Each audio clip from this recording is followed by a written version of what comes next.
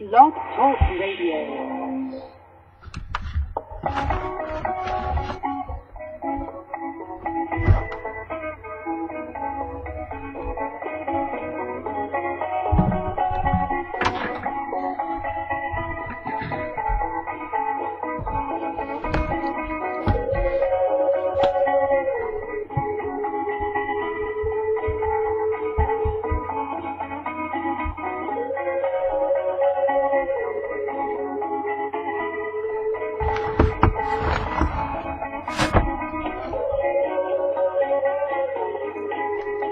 Alright, just got in.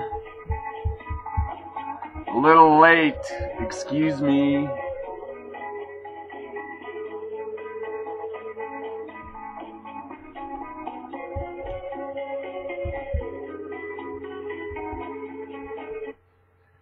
Hi everybody, this is the Trailer Park Prophet. My name is Daniel Gray. I am your host du jour.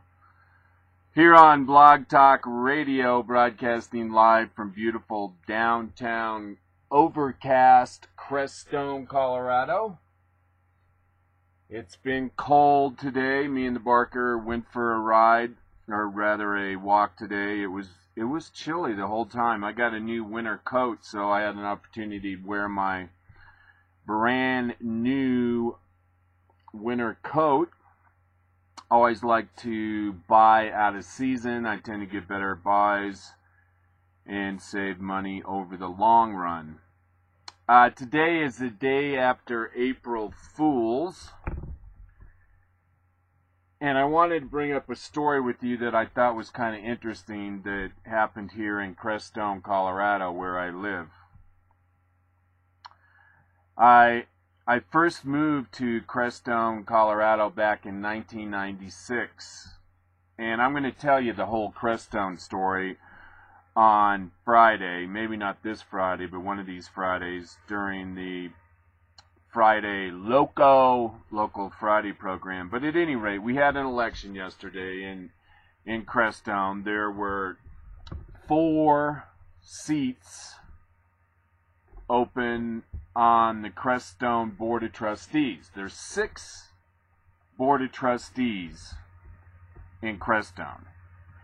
And then the mayor is elected separately, and so that makes 7 voting members. At any rate, we had an election. There were 4 seats open, and 6 people ran.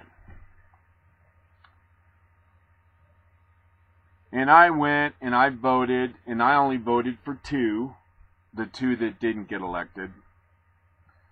And when I was there, I saw that one of the election judges was a lady named Janet Woodman. Janet Woodman was an election judge yesterday on April Fool's Day in Crestone, Colorado.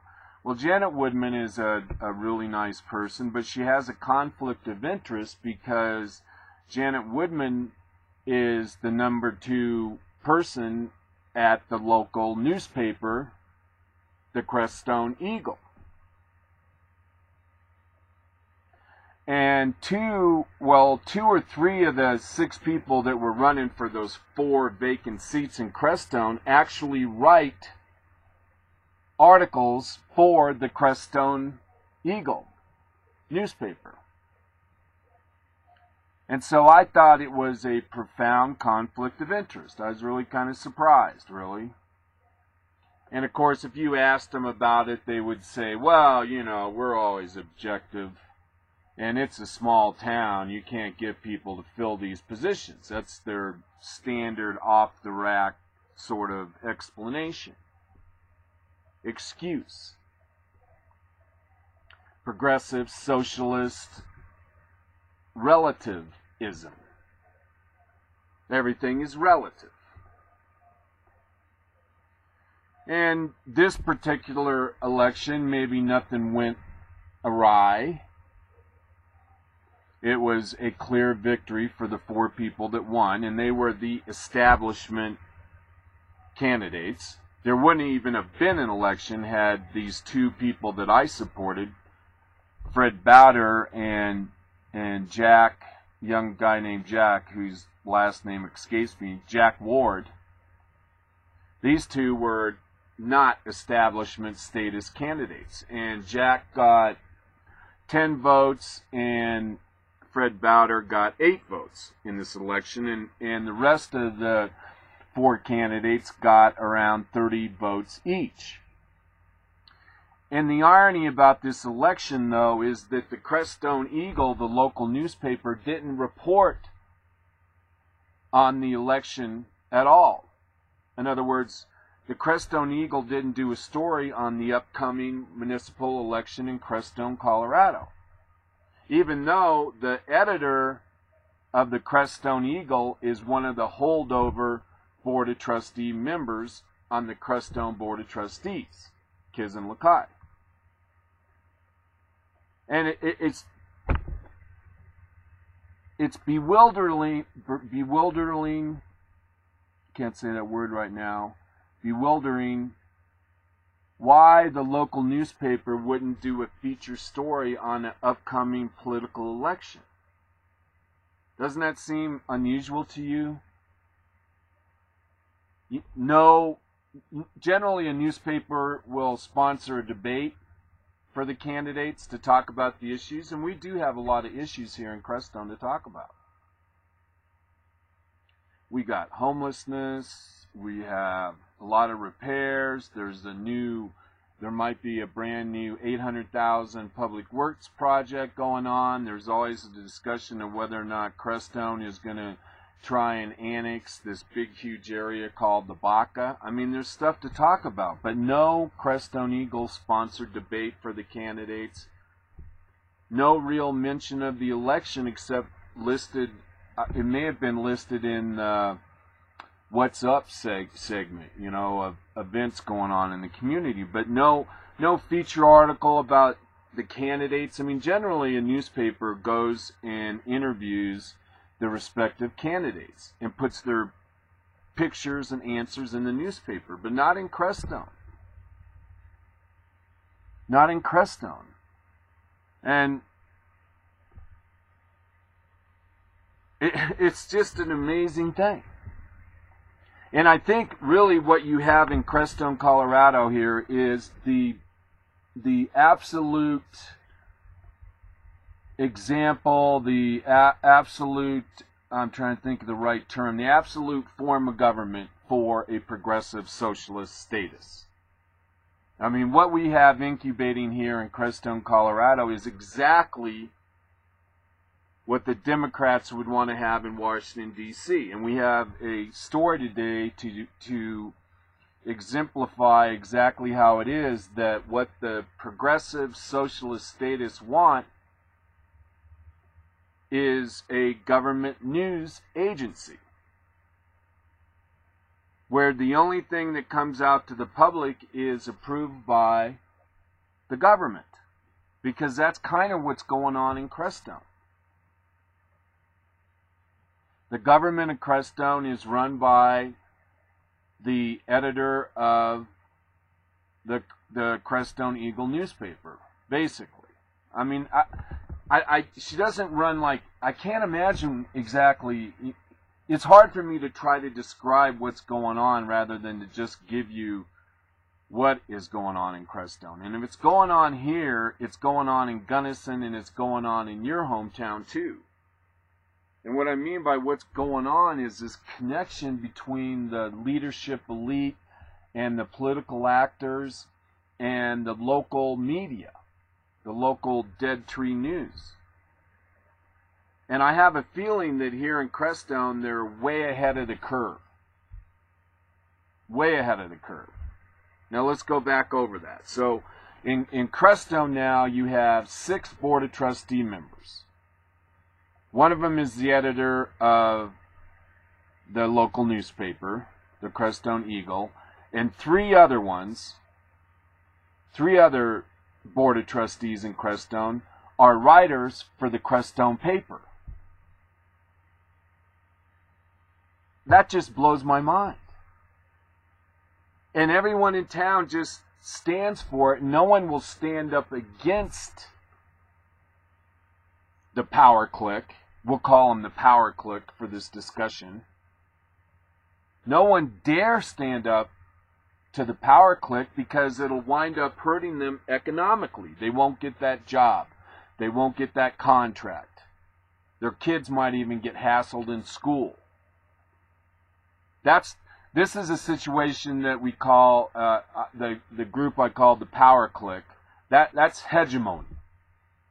That's a big term, I know, and I hope I pronounced it right. But that's a political concept that you need to be aware of. And what hegemony is that the power clique in Crestone, it is the 800-pound gorilla in the community on the Crestone Public Square.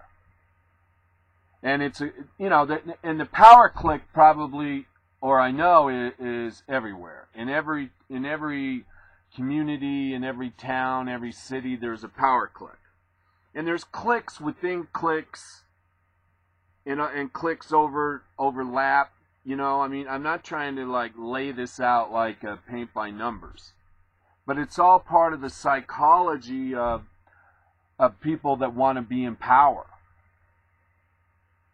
for no other reason than they can, in a lot of instances, because they can get in power, but once they're in power, they have a difficult time making the right decisions and leading. A lot of times the person that can get elected isn't the person that can lead, ironically enough. And that's the case here in Crestone. There have been a lot of missed opportunities in Crestone because the hegemony, the power clique, would not accept any ideas from outside their realm or what they would perceive as the enemy, because they're not willing to throw a bone to the enemy or give the enemy any credit for having any kind of a good idea, because that would ruin their narrative that their opposition is unhinged, angry, mean, hates gays, hates lesbians, all that. The character assassination, all of the Sal Alinsky stuff starts kicking in.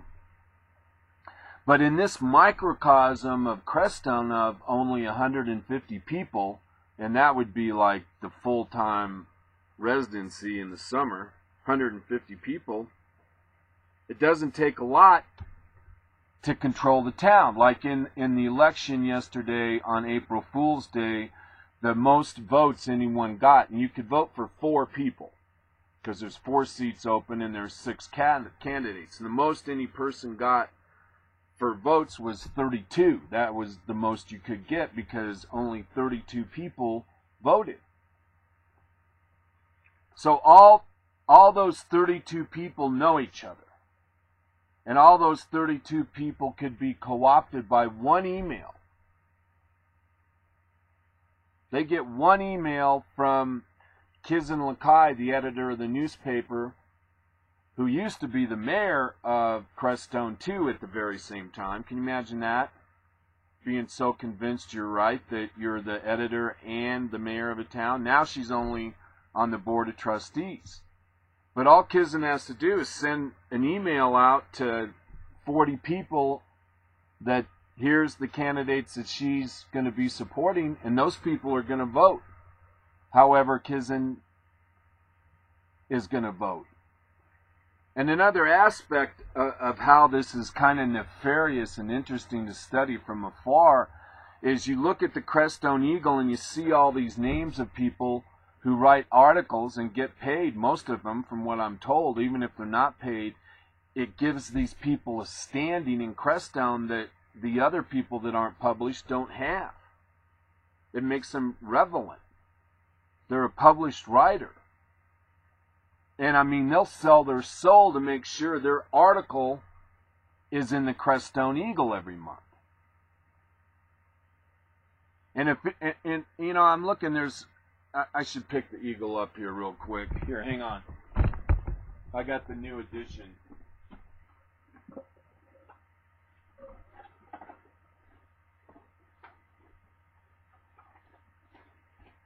Sorry about that. But I got the new edition right here of the Crestone Eagle, and I wanted to point out how many people in the Crestone Eagle actually. Here it is, right here. Okay, so in this little town, you have all of these riders. You have 1, 2, 3, 4, 5, 6, 7, 8, 9, 10, 11, 12, 13, 14, 15, 16, 17, 18 people. 18 people that write articles, and then there's guest articles and stuff like that, and then they do all of these cutesy interview of the month, of some pillar of the community.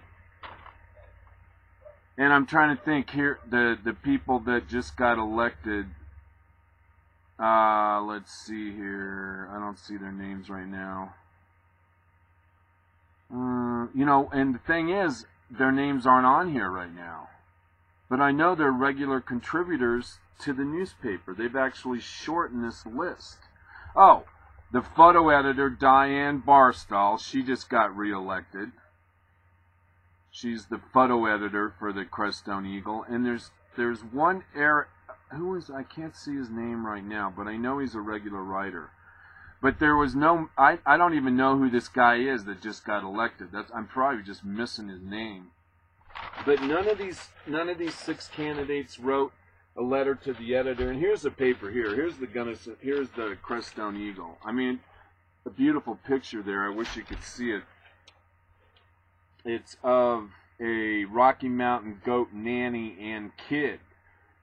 The mama and the baby up high in the wilderness touching each other's noses. So anyway, let me finish up this Crestone story, and then we'll move on, because there's other stories. But I'm going to relate a lot of what we talk about today to the Crestone example, because it's really curious how one faction of a community can just literally take over, and how powerful the influence of a newspaper is to a community. And just by printing a newspaper, you make yourself so powerful. But what I can't understand, that people can't get through their heads, is that the press is supposed to be what's called the fifth estate. The press should stand alone from the government. And there should be what's called in law a arm's length relationship between the government and the press. And the press is supposed to be objective, meaning that they practice basic tenets and protocols of journalism, meaning they tell the who, what, where, and when. And they tell both sides of the story, and they have credible quotes from both sides of the story, which we've reported on here a number of times that that's not the case. And that's how we're able to dissect articles when we read them, whether or not they're practicing basic tenets of journalism. All right? But then it's the same thing in the Obama administration that's going on here in Crestone, and that is that the press and the government are the same. And in Crestone, they're the same people, which is a conflict of interest, and in my mind's eye, rather creepy. But the people of Crestone have become so pasteurized in accepting the unacceptable that nobody can see the light. After you live in a world like this that I'm speaking of here in Crestone, Colorado, politically on the public square, after a while the unacceptable becomes acceptable. It's the psychology of the ideology of progressive socialist status. They wear you down. And again, that's why early on the progressive socialists locked on to the abortionist issue. Because if you can convince people that it's okay to kill a baby in a woman's womb, then you can convince them that what's going on here in Crestone is okay. You see what I'm saying? See the connection? The psychology? That's how they work on people. And it is transferable. From accepting abortion, if you accept the unacceptable, then you'll accept anything. And that's what people here in Crestone are willing to do. They'll accept anything. Because they're not going to stand up. I mean, the ones who are aware online are not going to stand up by themselves and be counted and speak out against the power clique, the hegemony, because they understand the retribution that they're going to receive from the power clique. And this goes right back to Aristotle and Plato, the philosopher king. One of those, I think that's the philosopher king, where the good people in life don't run for office or stand up against the power clique because they don't want their family to suffer the retribution from the power clique, from the hegemony in the community, in the country. So the good people, the real people that we need to lead us, the good fathers and mothers and family people in our community, don't run for office. So we end up with this creepy political elite. The creepy crats. And so everybody stands around with their mouths shown shut, and nobody wants to say, oh my God, you got a big conflict of interest. Working for the newspaper and being on the town government? That's a conflict of interest. Any fool can see that, but not in Crestone. And not in other places across the country either. It's a type of blindness. It's almost like a plague.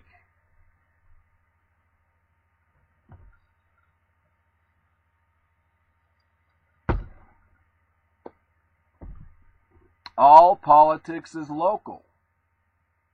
I can do story after story about Obama or the Democrats here on the Trailer Park Prophet Show. I can do that, but that doesn't affect a whole heck of a lot. I mean, thank God I'm on the internet and I have listeners all over the country, so I can make that effect. But the real effect that I can make, where my effort is more bang for the buck, same with you or anyone else, is locally. I stand up locally against the tyranny in these local governments, but a lot of times I stand alone. Because people don't have, they may not have the stomach, they may not have the gumption, they may not even have the common sense to recognize in their own mind and heart when something in their community is just totally wrong.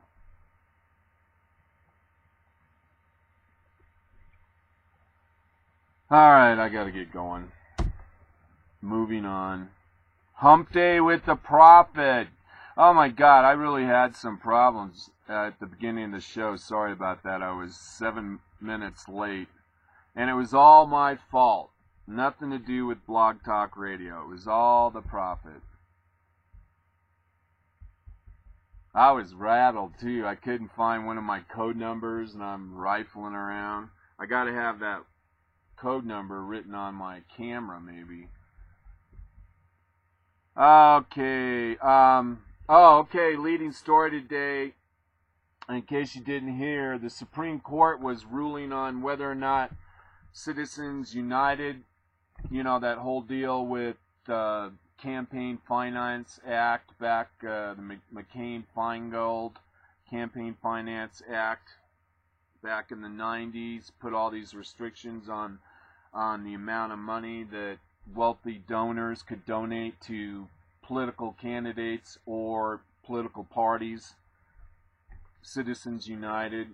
Actually, you know, the irony is most people don't even understand that Citizens United, that whole court case, Citizens United was a group of people that were going to actually put together I guess you'd call it a negative movie about Hillary Clinton back during 2007, 2008. Citizens United. That was a group of people that put this movie together of Hillary and Bill Clinton, and they were going to run it during the primary or sometime during the election. It was back when most everybody thought Hillary Clinton was going to be the Democratic nominee. So this Citizens United, you know, they had some deep pocket individuals supporting them. So they do this movie. They're going to run it during the election cycle about Hillary, and it's not flattering. And Hillary was able to go to court and stop the release of this movie during that campaign, which is rather extraordinary. But most people, when they think of Citizens United, they think of rich corporations giving unlimited money to their Republican politicians and candidates. So here's a story from the Washington Times. Oh wait, this is another story. Whoops. I thought I clicked on okay. All right, we're gonna have to jump stories here. I made a little mistake, but that's okay. That isn't that interesting of a story. At any rate, let me finish. The Supreme Court today ruled that now corporations can give. Okay. The restrictions on corporations and wealthy people on the amount of money they can give to a particular candidate, that restriction from the McCain-Feingold is still in place. And I think it's something like $35,000, that a person can only give $35,000 to one particular candidate in an election cycle. Here, hang on, we gotta pause. Alright, and so also in the McCain-Feingold Campaign Finance Act, or whatever the hell it was called, you know, Senator McCain and Senator Feingold, who was a Democrat, it said that a wealthy person could only give a set amount of dollars, total amount of dollars per election cycle. And I think it was, what was it? It was something like I can't remember what it was. Damn, I don't know that number. But now they're saying that's the only thing that this new ruling from the Supreme Court changes, that a rich person or a corporation can give as much as money as they want to political candidates all over the United States, let's say. The only restriction that still holds is that they can only give so much money to one particular candidate during one particular election cycle. So that's it. And then on to this story. This is the second biggest story, obviously, but it inadvertently posted before it was ready. This is from the Washington Times. Oh, this is a big story.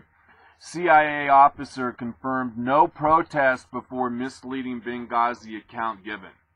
Information on ground rejects protest account. Now, remember, that's what the administration and Obama were saying. What happened in Benghazi on 9/11/2012 was that there were spontaneous protests in Egypt and also in Benghazi that triggered this attack on the embassy. And now the CIA officer testified before Congress yesterday that that in fact was not the truth. There were no demonstrations before the attack on 9/11/2012 in Benghazi, Libya.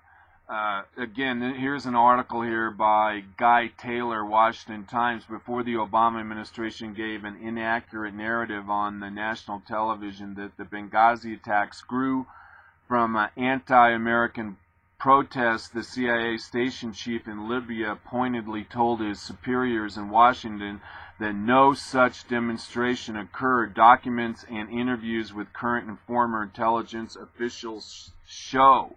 So the whole narrative that Obama and administration were given even 2 weeks after 9/11 about the demonstrations being caused by a video are false.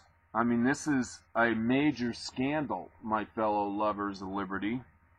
The attack was, quote, not an escalation of protests. This is before Congress yesterday.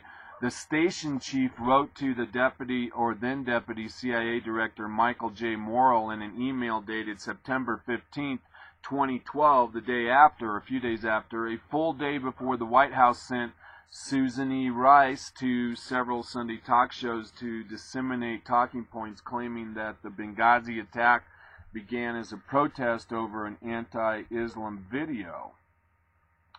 That the talking points used by Mrs. Rice, who was our secretary to the UN, who was then the U.S. ambassador to the United Nations, were written by a CIA that ignored the assessment by its own station chief inside Libya, has emerged as one of the major bones of contention in the more than 2 years of political fireworks and congressional investigations into the Benghazi attack.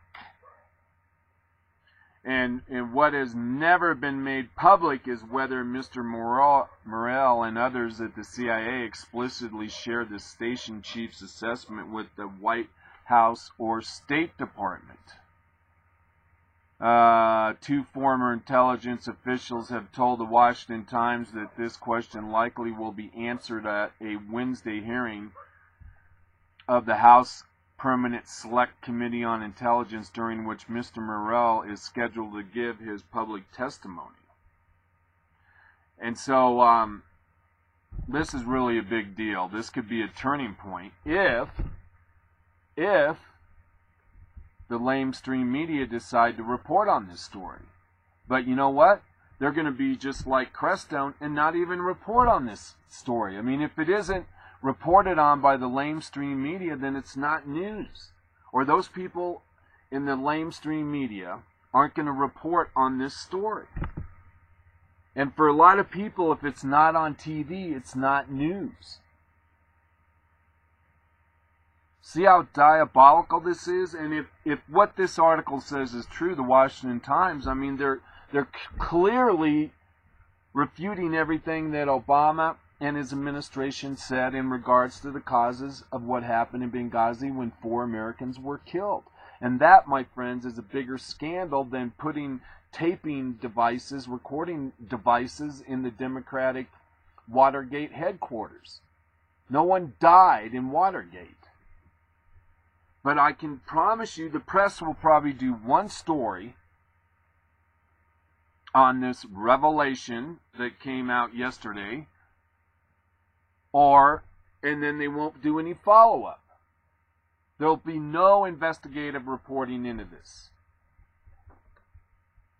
And we knew this all along, see? But they've been able to keep this guy, Morrell, out of the halls of Congress. And don't forget, here it is 2 years later, 2 years later, and we still haven't had the people that survived the Benghazi attack come before Congress or be questioned by Congress. I guess there has been a few, but that hasn't been released. So here's this. We're going to go ahead and play this video here. We got a little commercial. You got to listen to a little bit of commercial, but that's not going to kill you. All right, here we go. I think we got it. WashingtonTimes.com. Take it away. Welcome to the Trailer Park Profit Show. We're finally getting maybe to the bottom of the debate about the Benghazi talking points that have had so many congressional investigations into them over the last 2.5 years. There was a major hearing on Capitol Hill on Wednesday in which former deputy...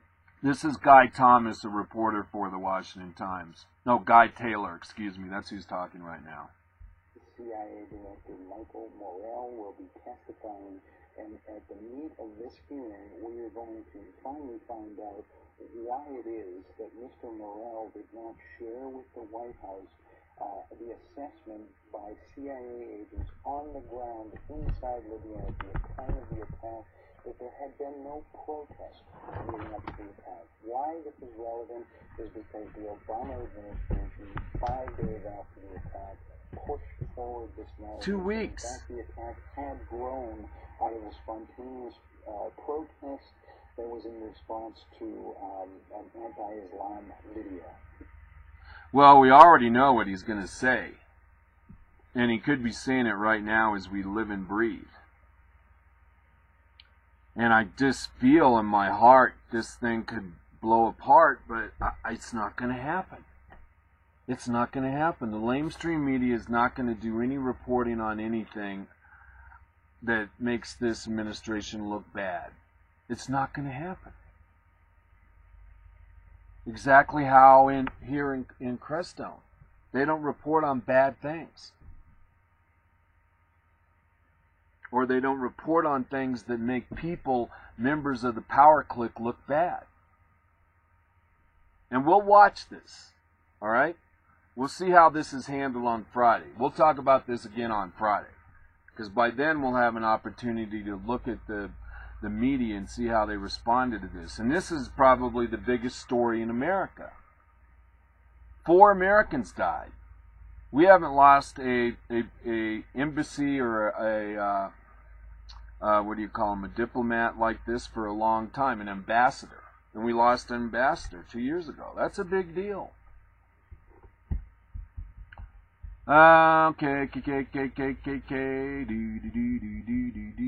moving on. You're listening to the Trailer Park Prophet, broadcasting live on Blog Talk Radio from beautiful, overcast Crestone, Colorado. This is Hump Day with the Prophet. Alright, I got a story here from End Time Headlines. News and headlines from a prolific perspective. And let's see.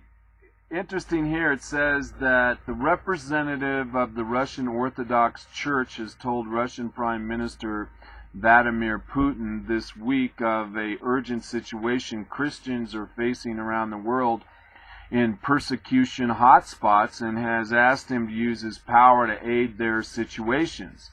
RT Online reported that the Metropolitan Hilarion Foreign Relations Chief of the Russian Orthodox Church presented evidence and statistics that stated every 5 minutes one Christian was dying for his or her faith in some part of the world. Christians face persecution in many nations, from church demolition in Afghanistan and bombings of churches in Iraq to the violence against Christians taking place in rebellious towns in Syria.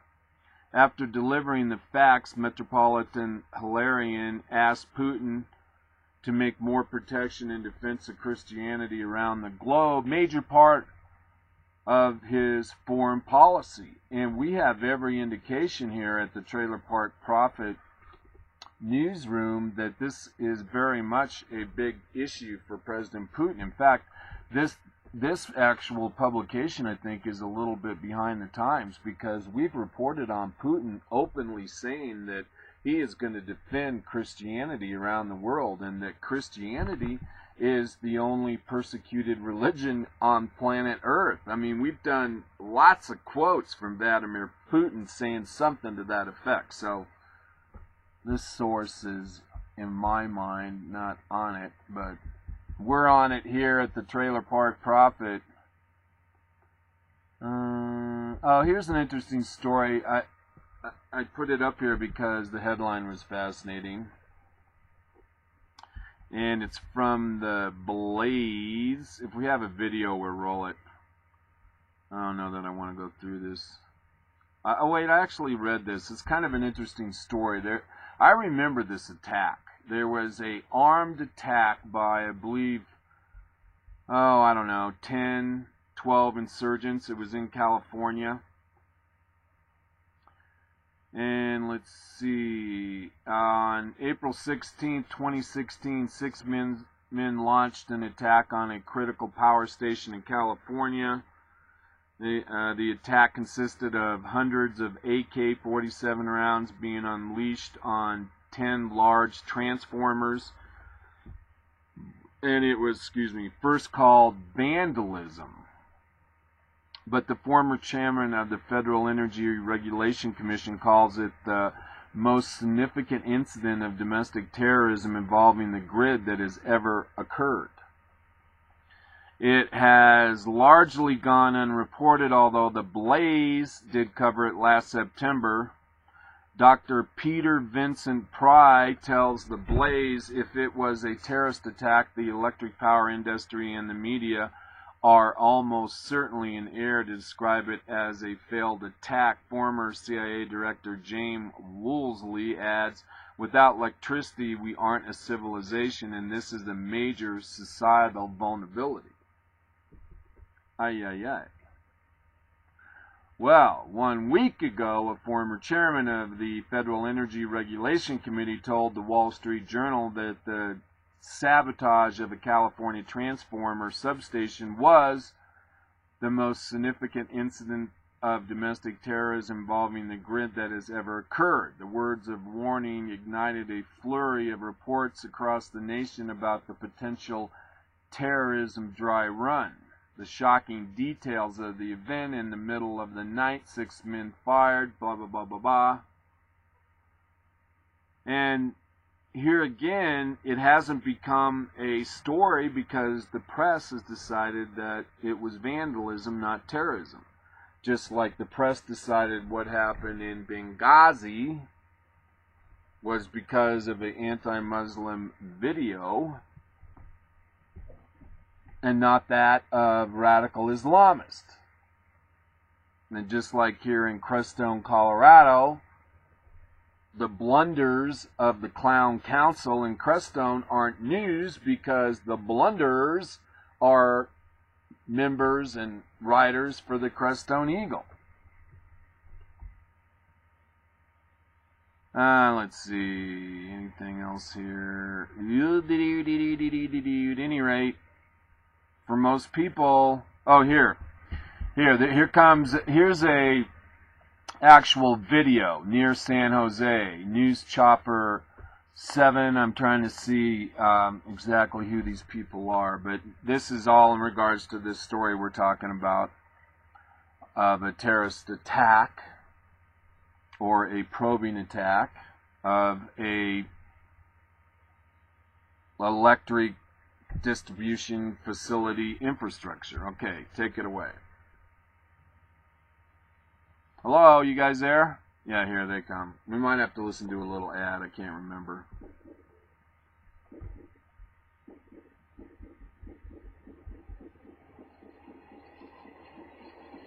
Overwhelming luck scratch from the Colorado lottery. 3 instant $1 million prizes. There's the government advertising their business. This morning, we're finding out the possible cause of a transformer leak at a PG&E substation near San Jose. KTVU's Tara Moriarty joining us live near Metcalf Road to tell us why vandalism may be to blame. Tara? Yeah, and we're also hearing reports that federal agents may be taking part in this investigation due to the seriousness of exactly what happened. And in light of what happened in Boston, there's a lot of frayed nerves, so we'll definitely keep you posted on that. Right now, we want to show you some new video that we just got in from Chopper 2, and it shows oil spewing out of at least 1 transformer, and it appears to be leaking under 7 transformers. PG&E told KTVU that vandals broke into the substation off Coyote Ranch Road near Highway 101 and Metcalf around 1:30 this morning. Gunfire erupted and bullets pierced the transformer, creating this leak. Now, officials say a couple thousand gallons of insulating oil leaked, and right now hazmat crews are trying to vacuum up that oil because the danger is that, a leak poses a fire hazard. But in speaking with firefighters, the chances of that happening are pretty slim because the oil would need to heat up to more than 600 degrees to unite. to ignite, I should say. Now, CAL FIRE is the lead agency on this, and they are containing the leak, trying to ensure that no PG&E customers have service interrupted. They're also going to be mitigating any environmental impact. And so far, no neighbors have had to be evacuated. But we do want to mention back here live, you can see this is actually the corner of Monterey and Metcalf, and this is where sheriff's deputies are stopping all of the traffic, and they're turning them around. They're not letting them in between Metcalf and Blanchard. So you can see all of these folks having to turn around. They're not letting them across the freeway either. We're on Monterey, which runs parallel to 101. So authorities are suggesting that instead you take the Burnell exit instead of the next one to avoid this area altogether, as it's going to be several hours before they can get the situation under control. Right now we're reporting live from near San Jose. I'm Tara Moriarty, KTVU, Channel 2 News. Oh boy, here's a little quote here. It says, in the military and terrorist operational planning, an exercise or dry run deliberately stops short of destroying the target. You want the victim to remain vulnerable to a surprise all-out attack. I mean, so if it wasn't a terrorist dry run attack, what the hell was it? And I know some of you out there are saying, well, it was just a bunch of drunk hayseeds decided to go shoot something up. It just doesn't sound like what a hayseed would do, but it's an interesting story, and that one account was that it was the worst domestic terrorist act on a power grid system in the country. You would think that alone would merit headlines across the U.S., but it's not news because it's not on TV. And it's not on TV because they don't want the public out there thinking that there's actually a problem with terrorists in the United States. I mean, they want to squelch that story for as long as they can. They want to keep that out of the minds of the low information voters. They want to keep the voters low information voters. They have, just think about it. I mean, once you get in a situation where you're supposedly the eyes and ears of the public, then you can determine, well, what should these eyes and ears see and hear? And you get of the mind that you're very smart, and you know probably better than most what ought to be in the news and what people need to know and what they don't need to know. I mean, that's how arrogant progressive socialist statists are. I mean, what's his name? J.S. Mill, one of the darlings, or I like to call him one of the godfathers of the progressive socialist movement. He said that people like him, professors, that they ought to have 2 votes, at least 2 votes in any election. And he was serious. And so are the people at all these media outlets that decide what is news and what isn't news. They really think they're smarter than the public. And I can promise you that's the same thing here in Crestone.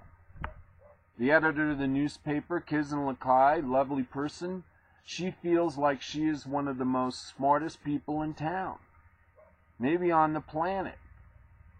And as such, she attracts other really smart people. It's just her nature. So she assumes that anything she comes up with has got to be smart. It's like an innate ability to understand. They're superhuman people. Okay, I got a funny little video here. I think this is from Fox Nation. It was Jimmy Fallon. He was on TV last night. I believe it was last night, talking about how well ObamaCare has been operating. And it's ironic, in case you didn't know, the president actually did a victory lap yesterday in regards to Obamacare, and we're going to get into that a little later. But here's Jimmy Fallon talking about Obamacare on the Tonight Show. All right, Jimmy, take it away. And welcome again to the Trailer Park Profit Show. Alright, everybody, I want you to clap. Ready? Yay, Jimmy! Yay, Jimmy! Alright, come on, Jimmy. Let's get going here, buddy. Here we go. A little slow today. Oh, a little bit of an ad. Hulu. Take it away. Apparently, some we got an ad. humans use these bags to marinate chicken or beef. Me, toddler snacks, emergency crayons, beef for the screenplay I'm supposed to be writing, and chicken. Chicken. Oh, that was me. I was the hotshot that was gonna cook chicken. My trip to the supermarket is number 9 of my 20. The new Amex Everyday Credit. I have no idea what that was about. That was Tina Fey unloading her purse. American Express. Alright. That's a hot crowd right there tonight. Welcome, everybody. Let's make you feel good. Welcome to the Tonight Show, everybody. Oh, it's a hot crowd. We got a good show for you. Pitbull, URL. We got a lot of good stuff. Samuel L. Jackson, Mini Driver, big show tonight. Yeah, but here's first, let's just talk about what everyone's talking about. My favorite show. Last night was the 3rd episode of Dancing with the Stars. Yay! It was dramatic. First of all, Price is Right host, friend of our show, Drew Carey, had the lowest score of the night. Aww. I mean, you knew it was going to be bad when he finished his dance and you heard this. The judge showed their scores. The crowd was going, lower, lower. They go, no, you don't stop yelling that. But it was a pretty good night for ice dancer Meryl Davis, who got a 39 out of 40, while her Olympic partner Charlie White got a 36, which would be fantastic scores if they weren't professional dancers competing against Drew Carey, our comedian friend. Nah. You should be getting your Olympic. I can't tell you that. And this is too bad. Our pal Billy D. Williams had to leave Dancing with the Stars because he was having back pain. Aww. Yeah, I know, which is weird because I thought his partner was the one who did all the heavy lifting. And Oh my God. Oh, that's funny. I think I just hurt my back doing that right there. I just hurt my back there. Yeah, baby. You're rooting for that guy. Well, yesterday was the big deadline to sign up for ObamaCare, and the White House seems very happy. They said that 7 million people have signed up. When asked how many people tried to sign up, they were like, 30 million. What? What's that? What was that again? Oh, I've done nothing. I just said everything's a big success. Everything's great. Yeah, how are you going to sign up? I can't. Well, it must be windy in here. I'm so sorry. That's right. The White House says it surpassed its goal for the people enrolled in Obamacare. It's amazing what you can achieve when you make something mandatory and fine people if they don't do it and keep extending the deadline for months. It's like a Cinderella story. It's just a beautiful thing. Yeah, baby. Oh, right in the chops, Obama. Great. How many people do it? But if you still haven't enrolled, you might have to pay a penalty called the Individual Shared Responsibility Payment, which is 1% of your salary. Then Americans say, man, good thing I don't have a job. Good thing I don't have a job. Obama still got his hands full with Russia, and get this, officials in Finland say that the Russian army is now conducting drills on its border. Or as Putin calls it, window shopping. That guy scares me. Of course, the other big news this week is that big climate change report from the UN. Experts are very concerned. In fact, they're saying that climate change could start threatening the world's supply of fruits and vegetables. And Americans are like, all right, well, let us know when it starts affecting Hot Pockets. Then we have it. We have an issue right there. Then we got to do something about this. That's not going to work. And I'm not sure why he did this, but the other day, John Boehner, House Speaker John Boehner, posted a video of himself on his Instagram account, and it was just him mowing the lawn. Real exciting stuff. Check this out.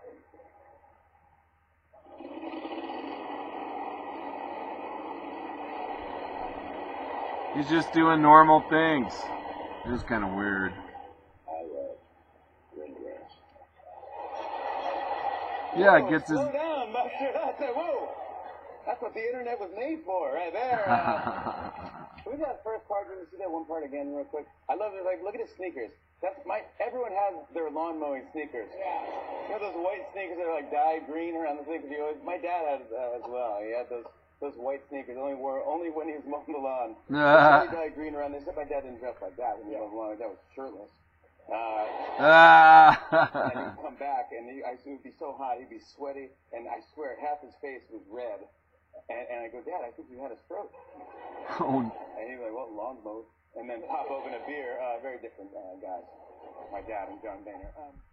All right, so that's kind of funny. And I think it's important to note that Jimmy Fallon, who was supposed to be in the tank for Obama, came out against him pretty hard last night.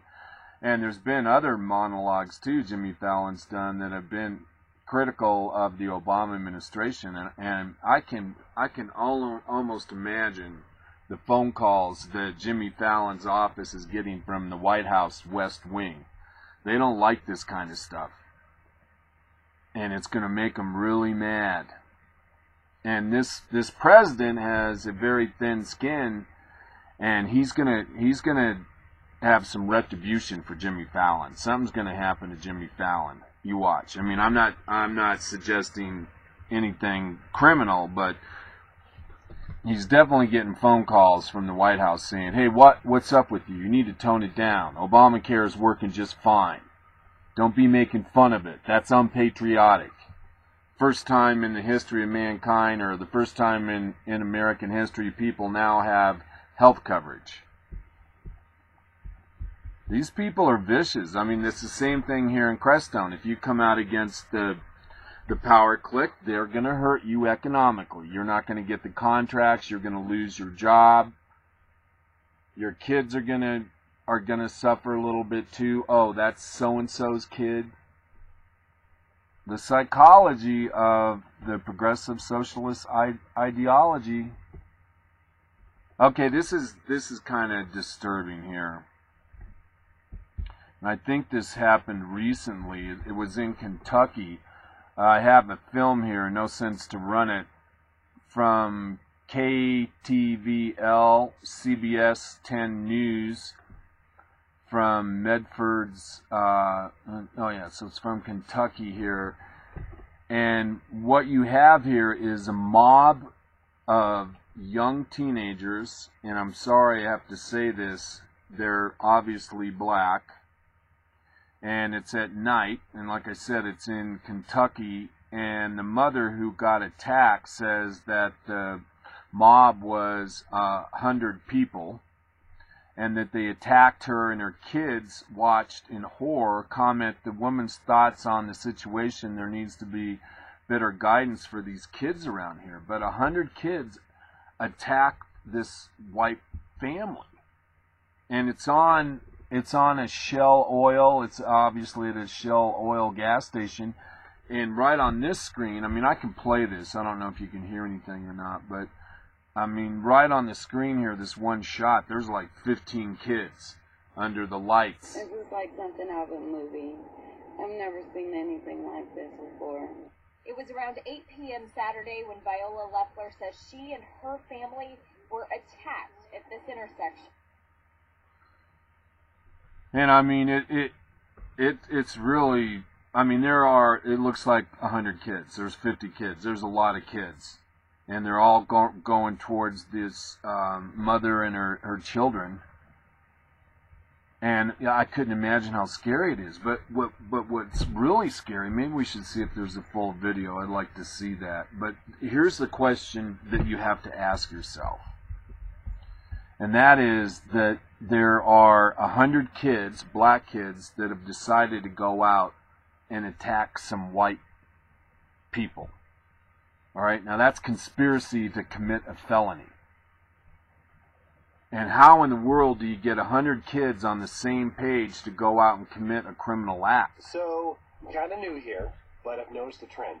My human does this funny thing where she goes around and gets all my toys, and then she hides them in that basket by the door. This is a talking dog right now. That's where you put it last time. You were the worst at hide and go seek. All right, here's the video here. Again, this is from Louisville, This is Kentucky. like something out of a movie. I've never seen anything like this before. It was around 8 p.m. Saturday when Viola Leffler says she and her family were attacked at this intersection. Right before we got to the stoplight, we noticed about 50 to 100 teams come into the middle of the street. It's a one-way street, so we couldn't go any further. Well, all of a sudden, one drove the garbage can at our car. Leffler says after that, the situation heated. Her boyfriend, Ron Carter, was in the driver's seat and stopped the car to see what was going on. They say when he got out, the teens moved in on him. All of a sudden, I'm getting attacked. At this point, I jumped in the driver's seat and heard them throwing rocks at my car. The rocks were hitting the kids inside of the car. Meanwhile, Leffler and her 5 children were still inside the car. Survival mode, and I just try to analyze the situation as quick as possible and figure out the safest way, to get everybody safe. Leffler says she couldn't speed away because they were surrounded by the group of teens, and she didn't want to run them over. That's when one of them attacked her. The boy comes out of nowhere and punches me in my eye, knocks me out. She says the next moments were a blur, but somehow Leffler, Carter, and all 5 kids made their way to Bader's Food Mart and were able to get to safety until police got there. All I kept thinking about was the kids, Leffler says her children, all under the age of 12, witnessed everything. One of my kids is going to have to, she needs counseling. She's been having nightmares these past few days and waking up and crying. I need better guidance for these kids around here. Yeah, I'm very glad that we're alive. And so here you have a mob attack of between 50 and 100 black kids attacking a white family. And you can imagine that this story is not going to get any attention in the lamestream media outside of maybe one story. It's not news if it's not on the TV. And this is a very dangerous situation because we've been reporting on these black on white violence that's been breaking out all over the United States, and yet little mention in the lamestream media.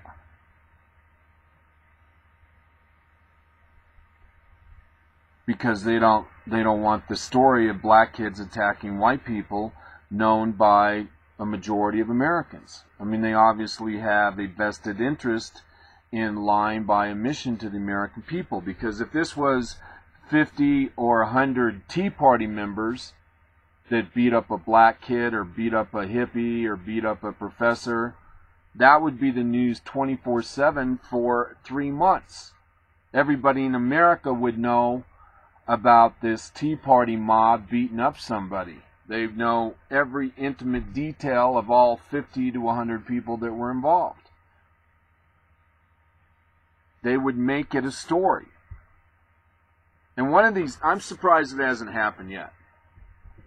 Some Tea Party, well-known Tea Party operative is a wackadoodle and commits some sort of a felony or criminal act, and all we're going to hear about is that individual. In fact, I would look for that during this election cycle. I mean, there's a lot of Tea Party people out there, and you just know one of them is going to react to a bad way. He'll pull a gun, some kid will get shot, and the media will turn it into a narrative that will be repeated over and over and over in every election cycle about how evil.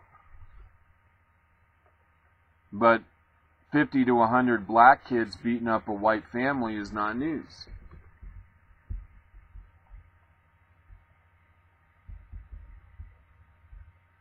Lying by omission. Now this is kind of an interesting story here, talking about how maybe things aren't going so good for the Obama administration. Here recently, a big Democrat, Bob Kerrey, came out and called Obama a delusional liar and a media mum. And this is a Democrat. Nebraskan straight talker told Mail Online in an exclusive interview that Obama isn't up to the job of bringing liberals and conservatives to the table to rescue America's slowly choking entitlement programs. And Obama, he said Wednesday in his he said Wednesday in his Manhattan office, knew full well he was lying when he promised that the Affordable Care Act would allow Americans to keep insurance plans they liked. And in case I didn't mention this, let's remember that this is a Democrat that ran for president and was a senator from Kansas. Did I mention that? I can't remember. All right.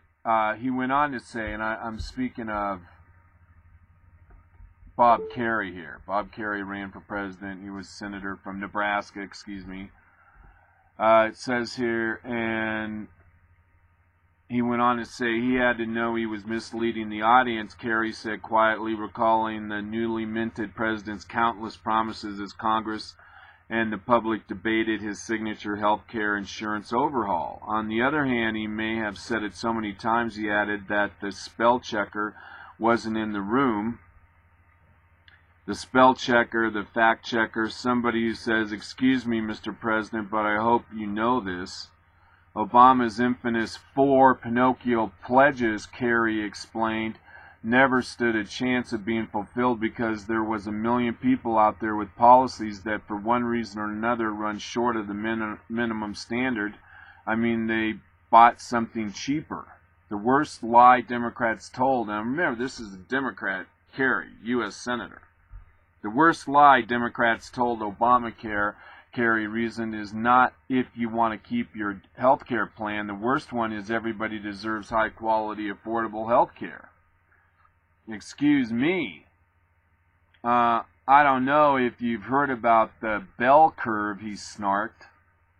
If I've got 1,000 doctors, 100 are great and 100 are not so good. He outlined the shape of the bell curve with his hands and then drew them skyward. It's absolutely impossible, he said. And affordable, forget about it. When Affordable Care Act met its most vigorous Republican opposition in late 2009, the U.S. economy was still floundering, and the business community's eyes were focused on the GDP growth, not a new set of health care benefit mandates. Quote, "I wouldn't have done health care," Kerry said. "I think it's a big mistake." Woo. We've got the stimulus done. Okay, the economy's going to come bouncing back in 12 months. Let's do health care, he explained. Only the economy did not come bouncing back. We're teetering on the edge of going out of business through most of 2009, recalled Kerry. And I think you need to keep driving on the economy and make it as bipartisan as possible. Asked how to break the congressional logjam, Kerry thought for a moment and said softly, "It takes a president. It takes a president." Is Barack Obama that president? Kerry stayed silent but shook his head. "I'm shaking my head no," he acknowledged finally. Quote, "If he was up to it, he would have done it. He can't run for re-election."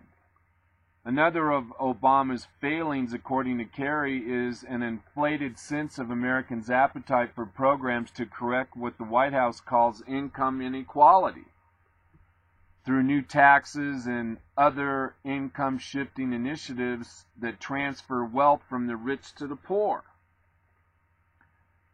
The president's re-election 17 months ago wasn't a mandate to conduct class warfare, he said. After the 2012 election, what the president needed was somebody to say, "Mr. President, I'm thrilled you won.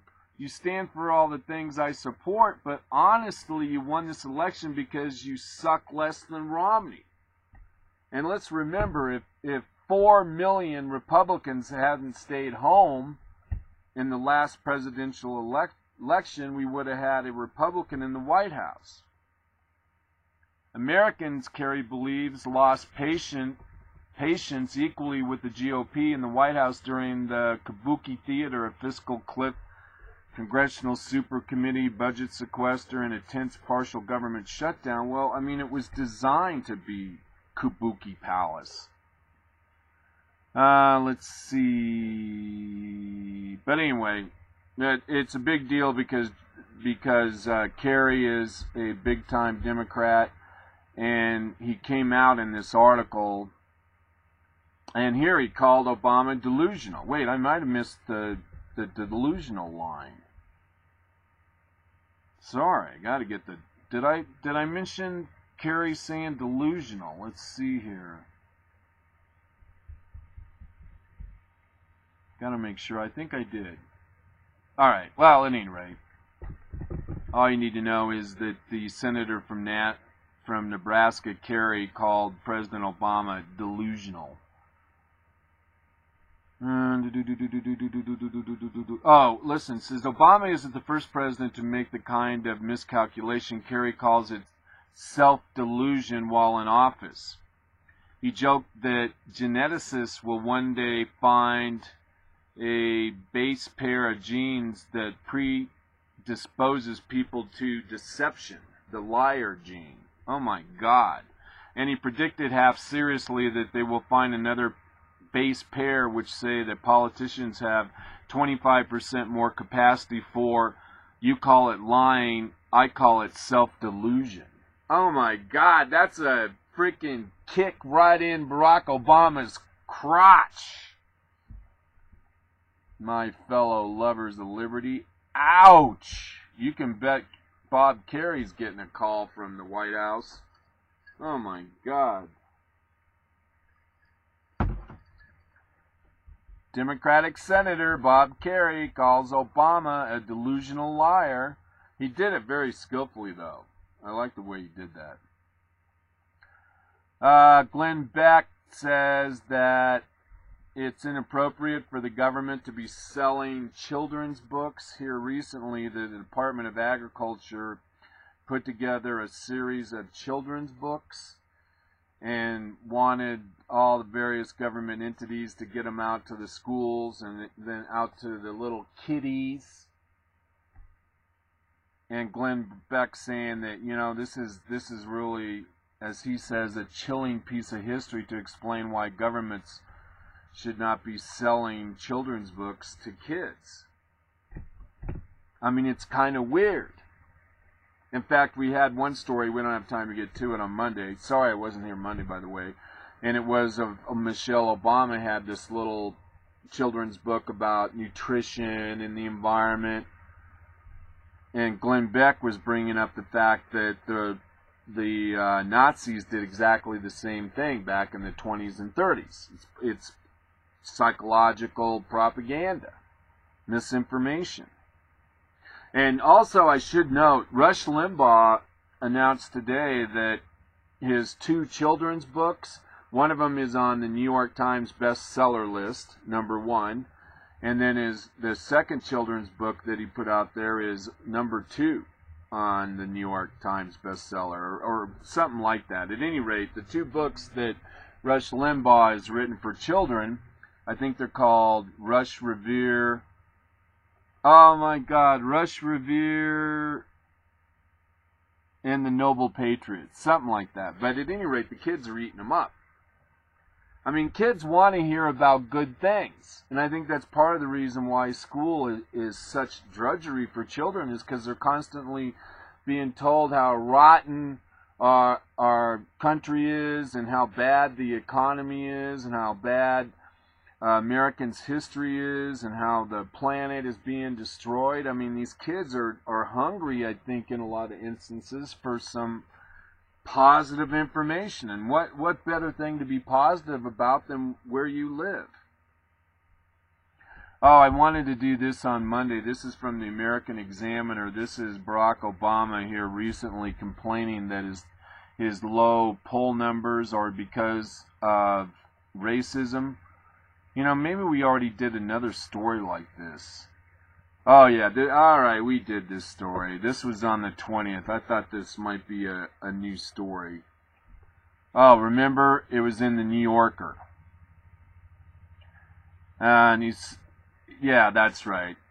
remember he said there's no doubt that there's some folks who just really dislike me because they don't like the idea of a black president. Alright, I forgot we did that story. See, we're ahead of the curve here at the Trailer Park Prophet. And, alright, you might want to sit down. Oh, you are sitting down, you're driving. Alright, just make a mental note of this. Keep your eyes on the road.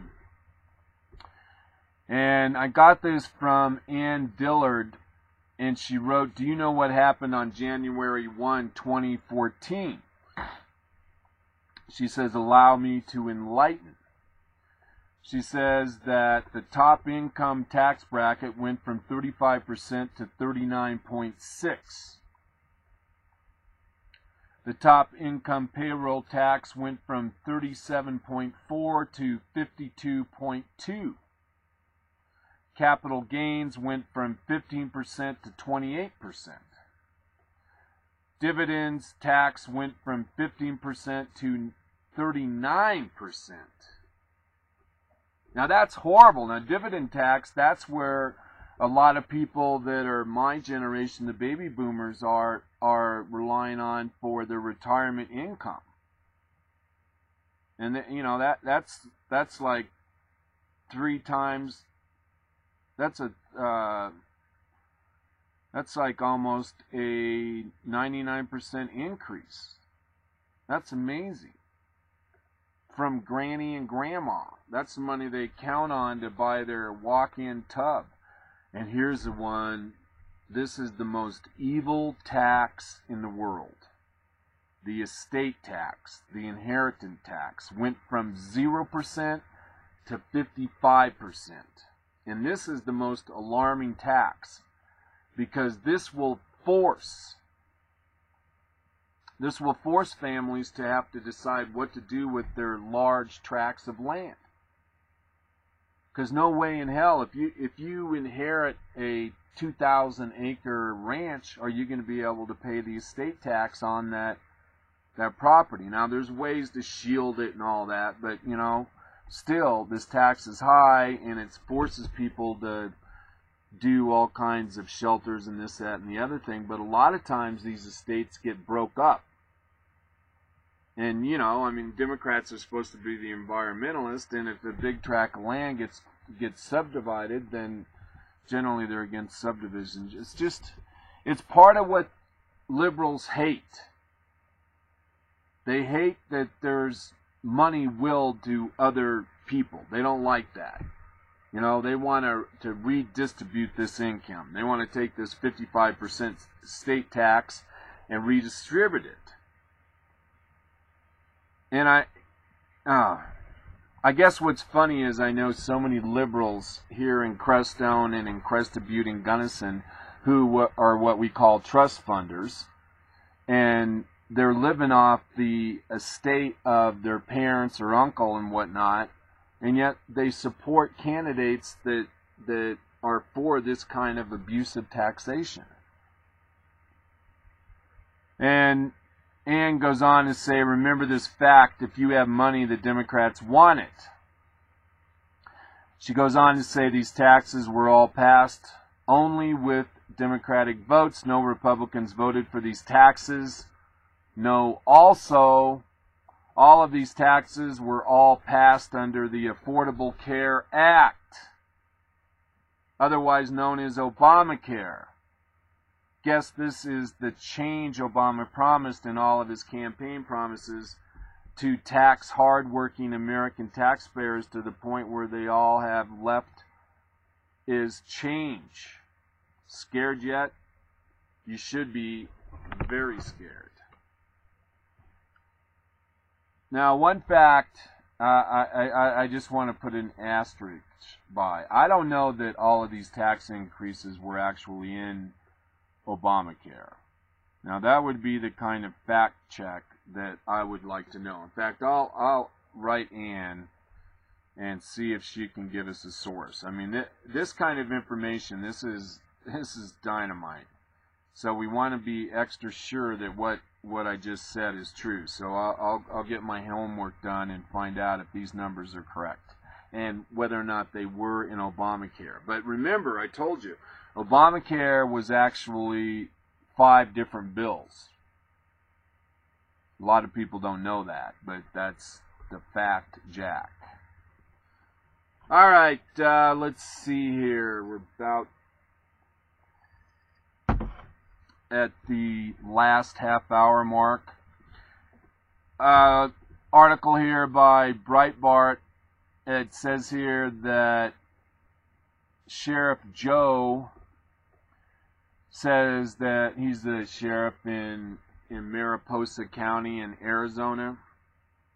Sheriff Alpiro, he has a piece here in the teaparty.org, says 1 in 3 alien deportees end up in U.S. jails. Can you believe that? Here, we'll go into this article a little bit. We'll get the meat out of this, because this is, you got to know this. And when this comes up in discussion in your life, you can come up with this statistic and maybe put down somebody, or better yet, convince somebody that's on the fence. But this article, it says here that a study conducted by Joe R. Pyro, Maricopa County Sheriff in Arizona, concluded that the Immigration and Customs Enforcement, ICE, may not be successfully deporting a significant percentage of arrested illegal immigrants. ICE initially requested that Maricopa County carry out the study, which analyzed the location of 1,300 illegal immigrants after exiting jail and being put in ICE's custody for processing and deportation. Oh, this is a big story. According to the local news outlet KTAR, Pyro found that 31% of the released immigrants ended back in U.S. jails after being processed for deportation. 31%. Pyro said that the results, quote, there are only 2 explanations. Either they're out the back door, which we know they are, on the streets with no action taken. They haven't been deported, most of them, or they've been deported and they keep coming back across the border. I don't know. What can I say about this? You know, I feel like I'm talking to the wind, but you can't have a country without borders. And just think how much this is costing the taxpayers. Because we don't have a double fence, a secured border with Mexico, we've created a cottage industry of ICE agents and sheriffs and jailers and court-appointed attorneys and judges and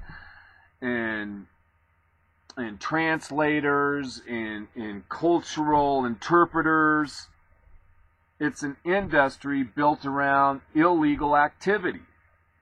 And that's one reason why the progressive socialist statists don't want to lock down the border, because they would lose all of these government employee jobs, all of these border patrol officers. One of which says Zach Taylor, chairman of the National Association of Former Border Patrol Officers, told Breitbart, Texas, that America becomes endangered when illegal immigrants come back into the country after being deported. Transnational criminals are going to operate wherever they can, Taylor said. There are probably 1,000 U.S. cities with cartels already embedded in them. Taylor added that the only way to keep out dangerous illegal immigrants is to secure the American borders. Quote, if they weren't here, we wouldn't commit crimes, he said. Taylor also pointed out that criticism emanating from the left-leaning media outlets makes it increasingly difficult for border agents to effectively carry out their duties. So here we go. Here's a media injecting itself in politics again. How cynical is that? Breitbart, Texas, reported in March, released a statement arguing the media campaign is an intentional weakening of America's defenses through political deception. Those supporting this campaign are working to destroy America. America is not being told the truth by the media. See? It's the same story. I mean, the progressive socialist statists have actually created their utopia already. It may be too late. I may be playing the fiddle on the deck of the Titanic here, my fellow lovers of liberty. Okay, now here, this story, and this story was all over the internet yesterday. But I like this approach from the Minuteman News. Get a load of this, 68,000 illegal aliens with criminal records caught and released. It's in the law that if you're here illegally and you commit a criminal act, you're instantly deported. Immigration agents tried to deport only about a fourth of the cases they encountered in 2013, said a report being released Monday from the Center for Immigration Studies that shows just how much President Obama's policies have cut down on potential enforcement. Jessica Vaughn, the reporter's author, called it a form of catch and release. She said agents at U.S. Immigration and Customs Enforcement received more than 720,000 hits on immigrants who could be eligible for deportation, but filed charges against fewer than 195,000 of them. Or those let go, 68,000 had criminal convictions on their records. All told, more than 870,000 immigrants have been ordered removed from the U.S. but are defying the government and refusing to leave. These numbers confirm that interior enforcement has been anything but tough, and in fact ICE is releasing more illegal aliens and more criminal aliens than they've trying to remove, said Ms. Vaughn, director of the policy studies for the Center on Immigration Studies, which advocates a crackdown on immigration. So it's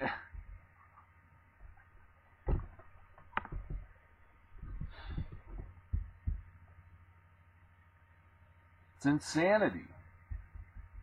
You know, and all I can say is that the Obama administration policy is to allow for mass immigration into this country. Because they know once they're given citizenship, they're going to vote Democrat. Oh, we got to do this. This is from the Gateway Pundit.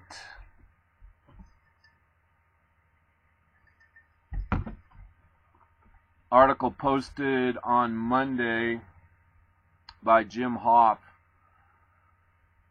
writes here that the latest independent peer-reviewed scientific report found no link between human activity and climate change. The human impact on global climate is small, and any warming that may occur as a result of human carbon dioxide or other greenhouse gas emissions is likely to have little effect on global temperatures and the cryosphere, ice-covered areas, the hydrosphere, oceans, lakes, and rivers, or weather. Climate change reconsidered 2 biological impacts. The subject of the summary for the policymakers examines the scientific research on the impacts of rising temperature and atmospheric CO2 levels on the biological world. It finds no net harm to the global environment or to humans' health, and often finds the opposite: net benefit to plants, including important food crops, and animals and human health. In other words, plants love CO2 because they need it in their photosynthesis process, and they turn the CO2 into oxygen. But it's a good report, and you can go and look at it on my Facebook page, or again, you can go to Gateway Pundit, and the headline is "Confirmed Independent Peer-Reviewed NIPCC Report Finds No Link Between Man and Climate Change." You might want to copy that and send it to all of your liberal friends. And here's this story. I mentioned this earlier about the government producing propaganda, giving it to the children's. And I mentioned that our First Lady, Michelle Obama, and through her Let's Move campaign, came up with this notion of reading her books. And here's the story, but the headline is creepy. Obama, USDA wants grandparents to read government-approved bedtime stories about healthy eating. I mean, that's just...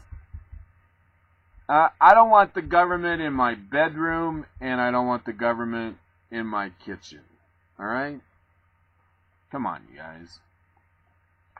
Alright, here's a YouTube video. I've been debating whether or not to do this story, but I got to go ahead and do it. It's a video by a guy named Larry Sinclair. And Larry Sinclair claims that he met Barack Obama in the 90s when Barack Obama was a Illinois state senator. And he met Obama when he was riding around in his limousine. This guy, Larry Sinclair, was visiting Chicago, and he's going to be there for a few weeks. And so he gets himself a limo, and he asks the limo driver if he knows anybody that could get him some cocaine. And I think he asked the limo driver if he knew a gay prostitute because he wanted to get his winky sucked or something. And at any rate, this guy, Larry Sinclair, claims that the limo driver picked up Barack Hussein Obama, and Barack had the cocaine and sucked Larry Sinclair's dick. And I probably wouldn't do this story, but since the left doesn't report on so many things that are real news, I think I'll take liberties here at the Trailer Park Prophet Show and give you some stuff that may or may not be true. And just say, all I can do is allow you to decide. But this guy, Larry Sinclair, tells a pretty convincing story, and there's other stories out there that Barack Hussein Obama is gay. It's very understandable. So you came there for the graduation, and you rented a limousine that would be able to take you around and also be able to provide you the opportunity to show some of those guys from the Great Lakes Naval Station a nice time that evening as well. So you're being responsible. You had booked limousines in the past, is that correct, for something like this? Actually, I was probably the #1 customer of first-class limousines out of Columbia, South Carolina for 6 months prior to my Chicago arrival, and continued to use them throughout the spring and early summer of 2000 as well. The thing I want to emphasize, Larry, and this is the part that I think will help people understand exactly how this happened, like how you happened to cross paths with someone who ended up becoming a president of the United States. And it's because just by happenstance, without you knowing who Obama was or knowing anything really about Chicago politics, you chose this limo company just by happenstance to serve your needs while you were here in Chicago for that graduation ceremony, and that's why you're staying in Gurnee. And this happened to be the limo company that was favored by Tony Rezko, by Barack Obama, by other Chicago political types. And you didn't know that at the time, but you soon quickly discovered that. Is that correct?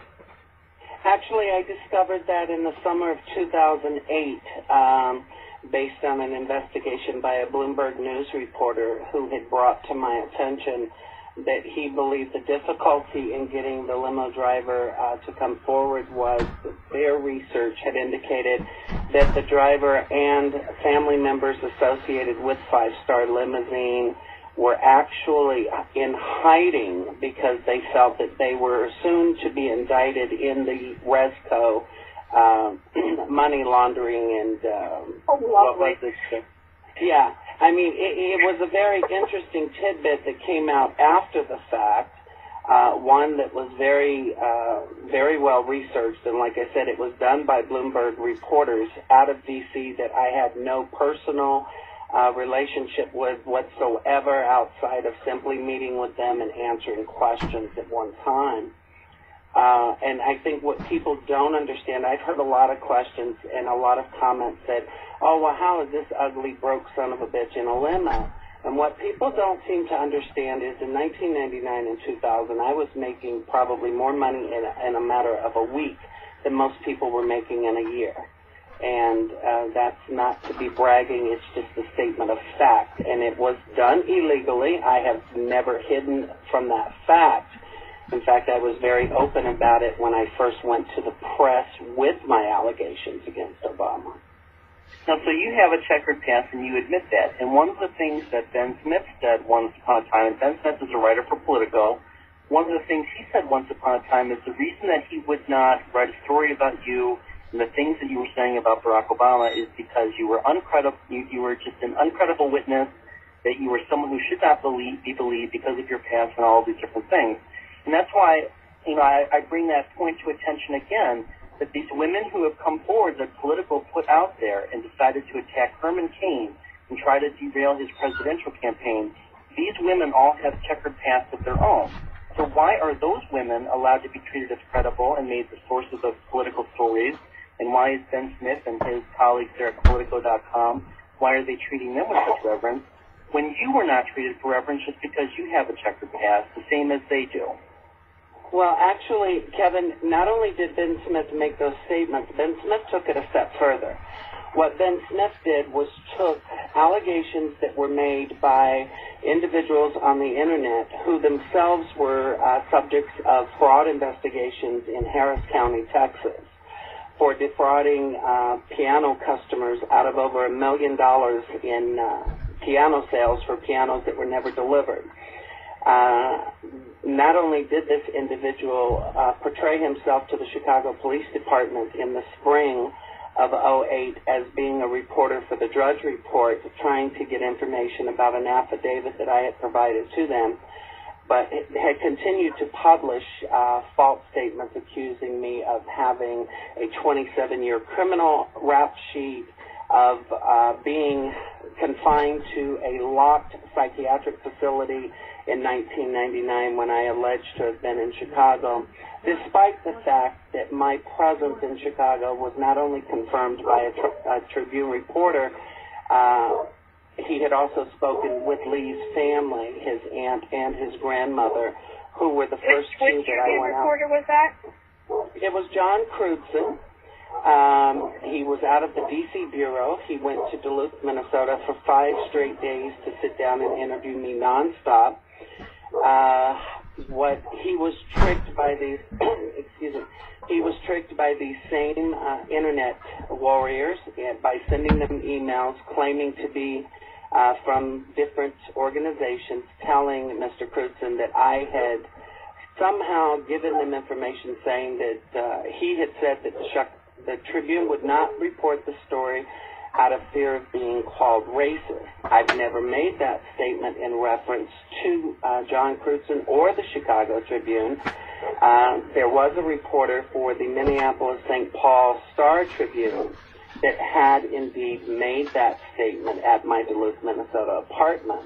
Just so that people remember back to 2008, you need to understand that journalists and really even any public figure, all these people who would want to come forward about anything about Obama, everyone was terrified of being called a racist for speaking any truth about him, because anyone who criticized Obama in the slightest way was called a racist. The Obama campaign called the Clintons, Bill and Hillary Clinton, racist right before the South Carolina primary in 2008.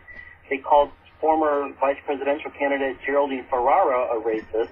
Anyone who was challenging Obama in any single way, even if you were someone who was a Clinton supporter and you just were volunteering for her instead of Obama in the Democrat primaries, you were called a racist. So all of these things about Obama's past, people wonder, well, why didn't Hillary Clinton bring up any of this stuff? Why didn't she talk about Obama being gay? Why didn't she talk about his drug use? Why didn't she talk about Jeremiah Wright, Trinity United? The reason that she didn't is because I quite frankly think that she was told in no uncertain terms by the DNC that if she would bring up any of this stuff and would really try to hit Obama hard, that she would be called a racist and forever branded a racist, because the Democrats were doing everything possible to make sure that Obama was the nominee. I can do you one step better on that one, Kevin, and that is John Crutzen. The very day that he met with me, the Chicago Tribune had endorsed Barack Obama in the Illinois primary. And John Crutzen made it very clear in no uncertain terms that he had already spoken with David Axelrod regarding my allegations. And I am quoting John Crutzen now as saying, one, David said that they are definitely aware of who you are, and they intend to connect you with the Clinton campaign and destroy you before it's all done. Crutzen went on to say that he was made aware of the fact that the campaign intended to treat any journalist that even attempted to question the campaign about any of my allegations as being mentally unstable, and they would lose all access to the campaign, as would their publication or network. And I can attest to the fact that There's still and they were. That happened to anybody who mentions your name, and I mean, I think, you know, I just don't understand why we're going to give Sharon Bialik all this attention and credibility just for a hearsay story, but nobody wanted to give you the benefit of the doubt that you might be telling the truth also. Larry, can we go back to meeting Obama? I want to start from how you met him. How did you, this is a two-parter. How did you meet him? And did you recognize him? Did you know at the time that he was a state senator? Okay. I met him out of an introduction by the limo driver whose name is Zahir Mutani. I had originally made arrangements with Five Star Limo with the understanding that in the event that Lee was not allowed to leave the base on Saturday, the 6th of November, I would still require the services, and I had specifically asked for the same driver and had asked the driver if it came to going out alone, if he knew anyone in the Chicago area that would like to go out, have a good time, and show me Chicago. There was never any specific or overt sexual connotations whatsoever into my request. However, at the time, you could not help but know that I was definitely gay. The 6th came. Lee could not leave the base.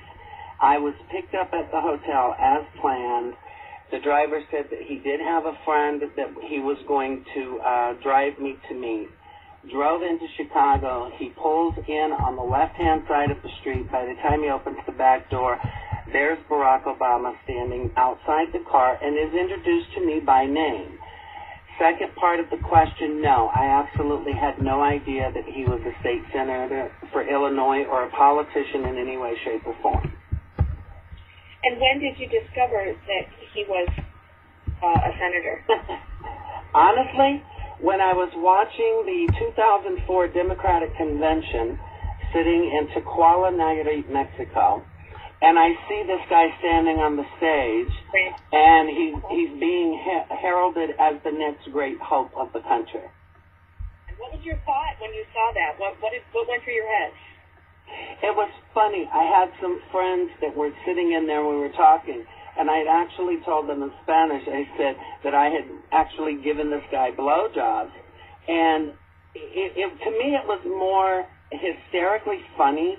It wasn't a shock. I mean, you know, you're talking to someone who's lived in places that a politician, much less a black politician, but a politician at all, I could probably name off 30, you know, within 10 minutes that either I know from seeing myself or know someone who has been with them that probably wouldn't be considered acceptable to their party. So, and that's not just here, that's here, it's in Mexico, it's everywhere. So it was not a shock to me whatsoever. Larry, tell people listening, walk us through what happened when he got into the limo. So the limo driver introduces you to him, he gets in the limo, what happened? Well, what happens, according to Larry Sinclair, is Barack Obama sucked his dick. That's what happened. And also, Barack Obama had some cocaine for Larry Sinclair. Larry Sinclair. Remember Larry Sinclair? Now, do I know definitively this story? Is this true or not? No, I don't. But at least on a fictional level, it's really interesting. And that's why we're going to play it here at the Trailer Park Prophet. And it looks like we actually have somebody on the line. Hi, this is Daniel Gray, the Trailer Park Prophet. Can you hear me? Hello? Caller? You're talking to the Trailer Park Prophet. How are you? Can you hear me today? I got a call from 310-261-4554. Hey, caller, can you hear me? It's the Trailer Park Prophet.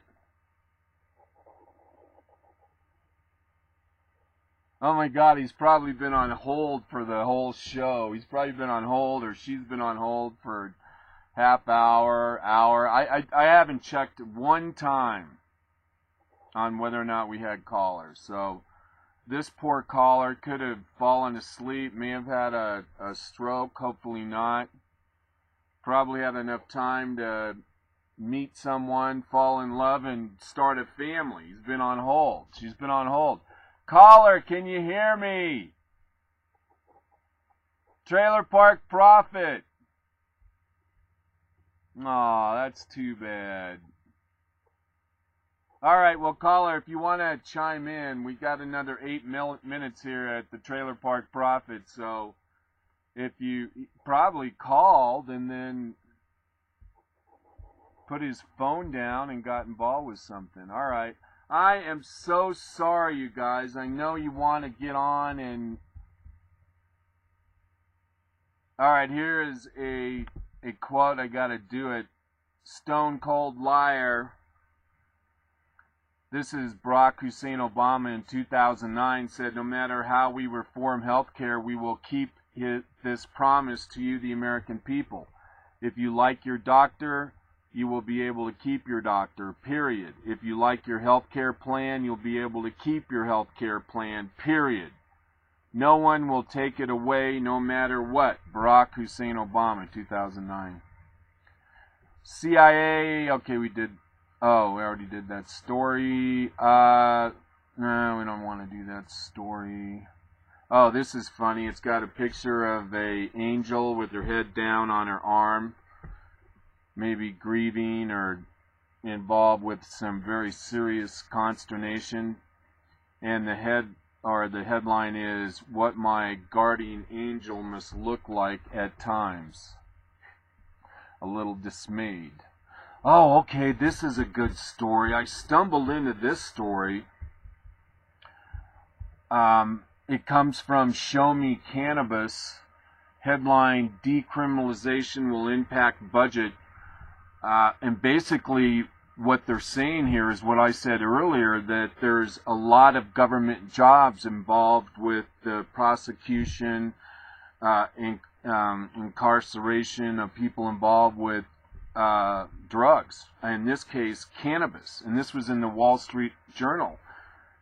And it says here, one of the real downers for law enforcement agencies with respect to the runaway freight train that is marijuana decriminalization / legalization is the fact that some agencies stand to lose a forfeiture funds. And what those are, forfeiture funds are when someone's involved with a drug case and they lose, the government can come and take whatever forfeiture funds are, which could be a house, a car, a truck. And according to this story, or according to NPR, reports suggested that of the $6.5 billion in assets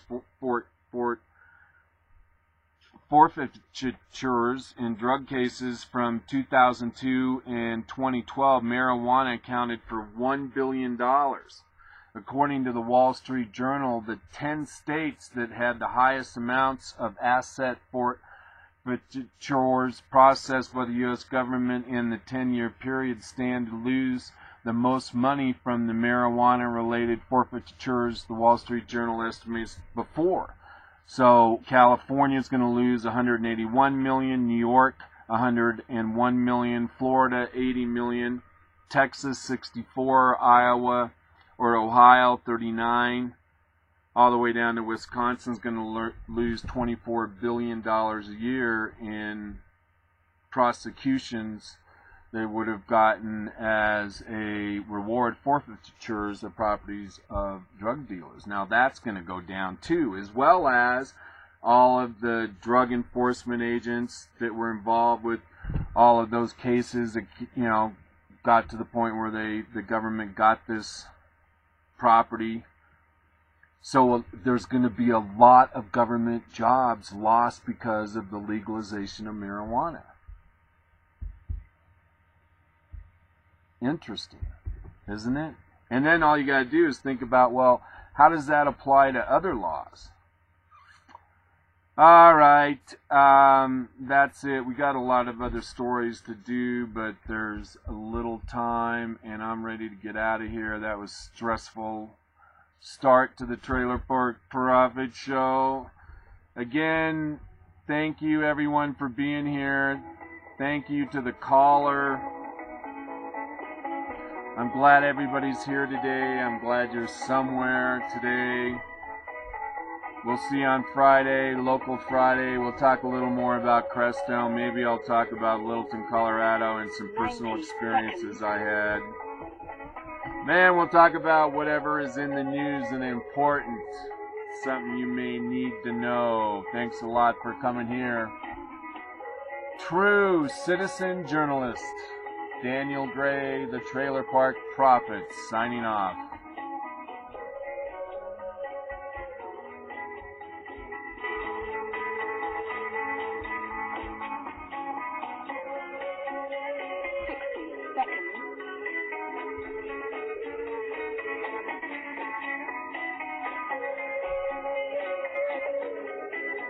Got my new hat. Alright, I'm sorry I missed Monday. I won't let that happen again. That was bad. I'm a bad prophet. Come on, trailer. Get them shows out there, baby. Gotta say goodbye, you guys. Thank you very much. No idea what it means to me. I'm starting to tear up.